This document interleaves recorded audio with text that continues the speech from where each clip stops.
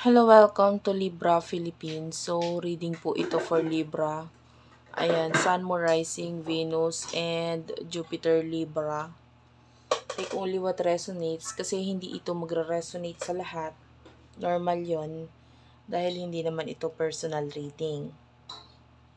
Kung gusto mo, pwede ka magpa-personal reading, Jing Tarot Reader. Search mo na lang siya sa Facebook, guys. Meron na rin siyang YouTube. Paki-search na lang Jing Tarot Reader, Pisces Palmis, yung isa kong friend. Paki-search na lang po sila. Okay? And yan. Start na natin ang reading. This is for the sign of Libra. General love reading.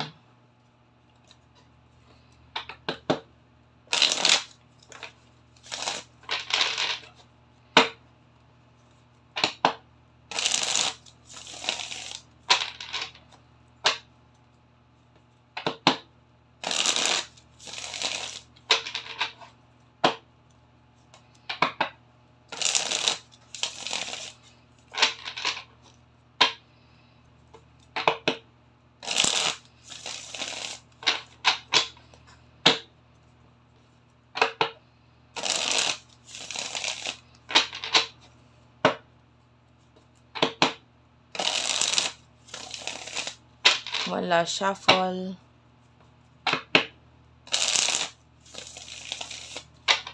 Okay. Libra.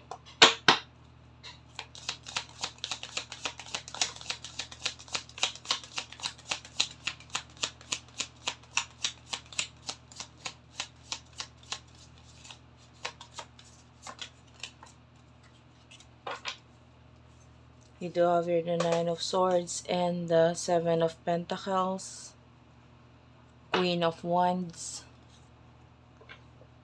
So nakikita natin Libra, for some of you, pwedeng nakakaranas ka ngayon ng financial problem. Nai-stress ka because might be there's something na hindi nag-grow sa'yo or nagiging matagal yung growth nito. And pwedeng may mga napapakawalan ka or nawawala or money na parang dumudulas lang sa kamay mo. So, it is very painful at malungkot na experience para sa'yo.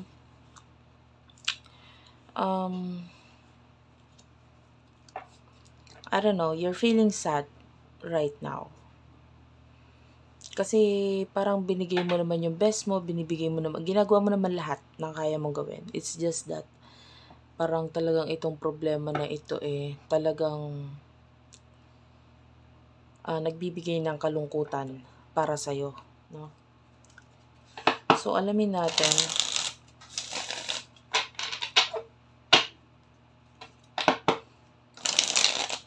Pagdating sa love, sino itong person na kakonect mo?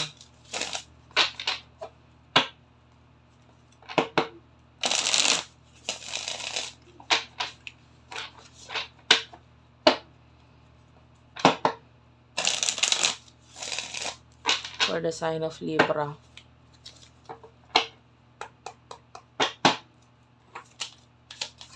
You do have the Justice card. Yan, you could be dealing with another Libra. Or an earth sign, Taurus, Virgo, Capricorn, Sagittarius.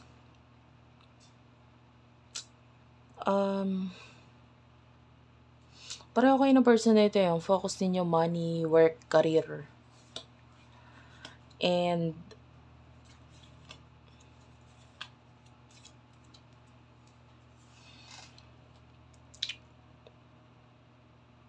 you could be married to this person. Kung hindi man, maybe may marriage na involved sa connection ninyo. Kunin natin yung situation.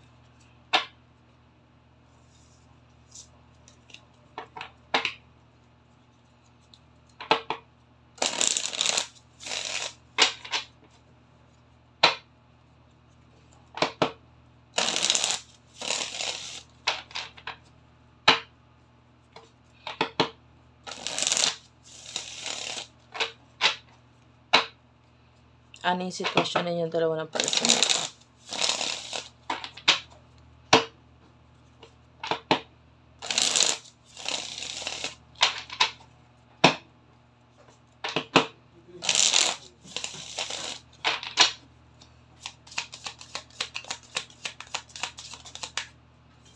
You do have here tragedy.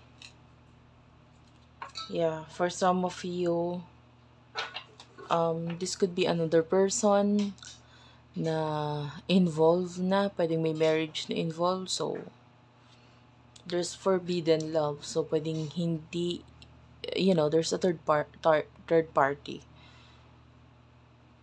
Either ikaw yung lumalabas as a third person, or kung married ka sa kanya, might be your person is dealing with someone else, no? Na ito yung nagbibigay ng kalungkutan at problema para sa'yo. So, alin man doon. And you do have your pregnancy, so might be my marriage, or may marriage, my children, or my pregnancy na involved dito. So, kaya medyo mahirap talaga, no? You could be dealing with your karma.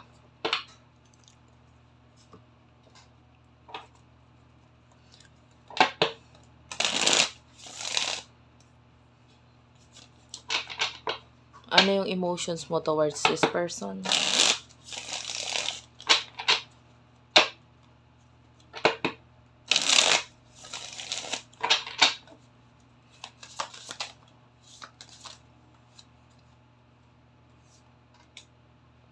Five of Wands. So, nakikita natin, galit ka. Galit ka sa person na ito. No? Kung ikaw itong inilagay sa third person, or kung ikaw ito ang nilagay sa, kung nagkaroon siya ng third party, then syempre, nagagalit ka sa kanya. Or galit ka sa mga nangyari.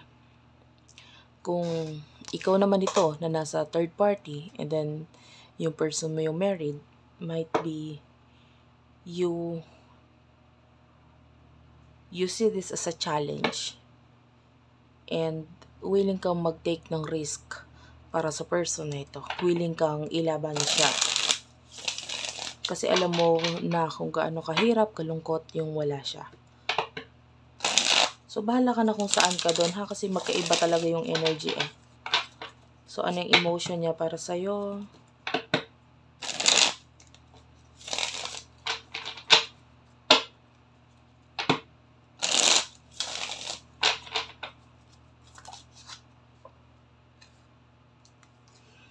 Eight of Cups is here. Nakaamoy ako ng tinapa. This could be a reading. Eight of Wands. And bottom of the deck is the Three of Wands. So, nami-miss ka niya. Kung nasaan yung family, guys. Kung nasaan yung family niya. Nami-miss niya. And that could be you. Or, yung family niya, like maybe parents, relatives, ganun. Na may pagka-miss tayo doon na nakikita. And then this person is looking forward na sa future. Makita niya itong mga taong ito.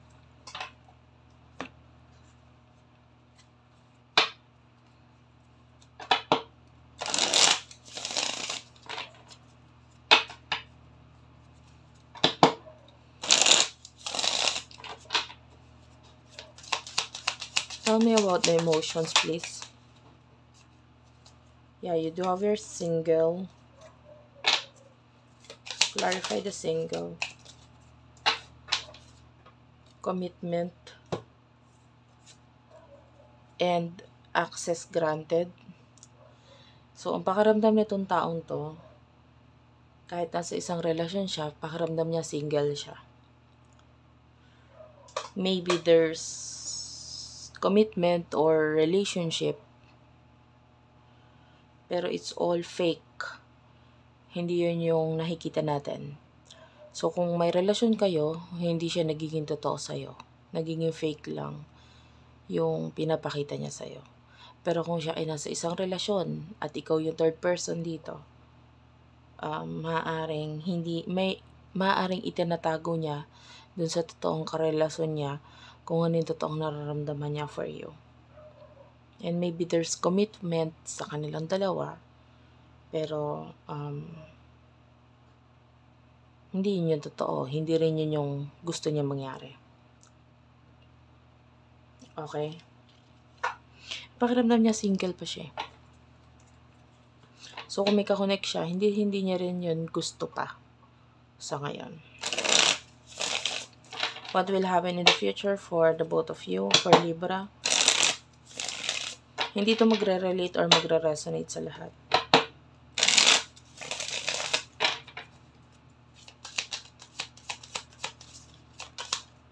In the near future, you do have here the 6 of Cups, Hierophant,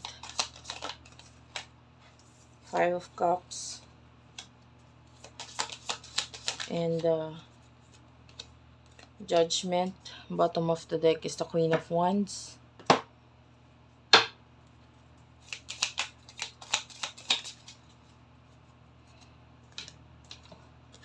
You have your cleansing, so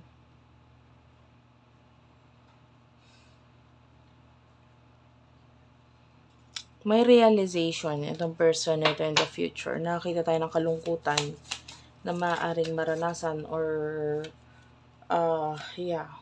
if you are the one na parang third person, malungkot siya kasi na-realize niya ikaw pala talaga yung gusto niya, yung pangarap niya, yung gusto niyang makuha. And na-realize niya na kailangan niyang tanggalin yung negativity, which is yung other person na involved dito. Pero medyo nahihirapan siyang gawin yon dahil maybe sa commitment or sa kung anong meron sa connection nila. But kung kayo yung married nitong person nito, this person is having realizations, no? Nakita natin with the Hierophant na marami siyang natutunan dito sa connection na ito, and gusto niyang ibalik sa'yo yung mga bagay na hindi niya naibigay. I feel like may mga realization siya sa mga pagkakamali niya. This person wants to baguhin yung hindi magandang, and tapusin na kung ano yung mga hindi magagandang pinagagawa niya sa'yo. So, if there's a third party situation, and siya ay nakipagrelasyon, nakipag-connect sa iba, this person is really guilty doon, and I feel like this is what you want, yung ma-realize niya yung mga pagkakamali niya. And time will come na ma-realize niya itong mga bagay na ito. Okay? So, dalawa yung energies na nakuha natin ngayon. Hopefully, nakaka-relate ka sa kang alin man doon. And I want to get advice for you. So, ayusin ko lang yung cards, guys. Kunin natin yung advice para sa'yo. Okay, I will be using the same card. The same deck. So, ano yung advice for you, Libra?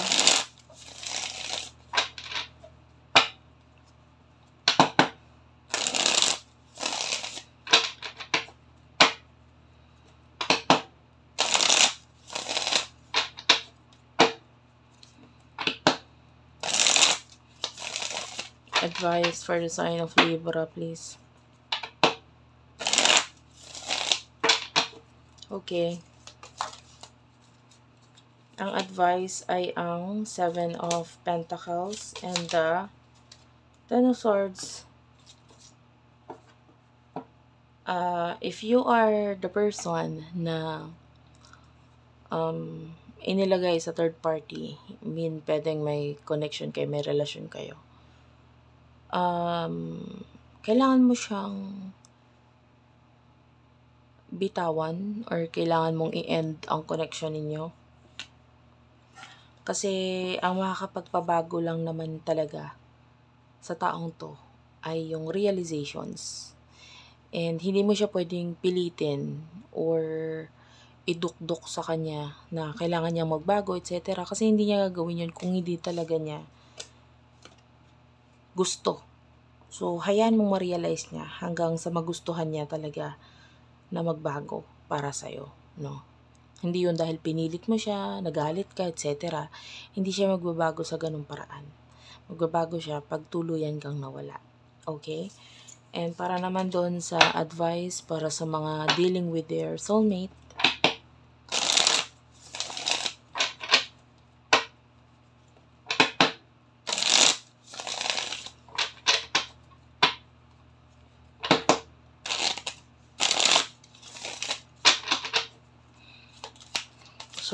soulmate or pwedeng ikaw yung inilagay or ikaw yung third person dito. You do have here the 9 of Cups, the Ace of Cups, and the World. I'm seeing other options. Yung love, just keep yourself open, you know. Kasi yung love, kusa yan dadating sa'yo. Maraming iba dyan, maraming options tayong makikita. And pwedeng may new love or may new option na dadating para sa'yo. Kung hindi para siya, kung hindi siya, eh may iba pa naman. Okay? There's this new love. It's a very beautiful love coming. Pero i-open mo lang ang sarili mo din muna sa iba. Okay? Thank you for watching. I love you all and bye-bye.